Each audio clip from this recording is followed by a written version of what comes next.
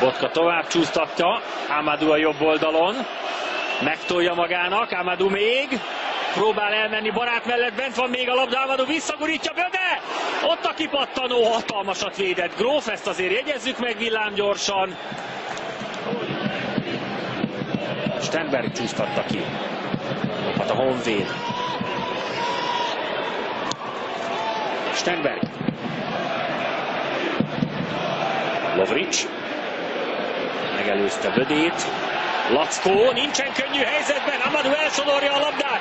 Amadou gólhelyzetben a 16-oson belül vezet a Ferencváros.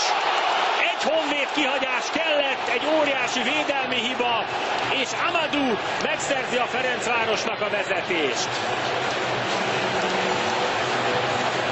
Nem volt eddig tulajdonképpen, csak a mérkőzés elején egy-két megingása a Honvéd védelmének, és lehet, hogy megsérült Amadou, mert lent marad a földön, és a többiek jelzik a Gyúrónak, hogy azonnal jöjjön be, mert valami baj van.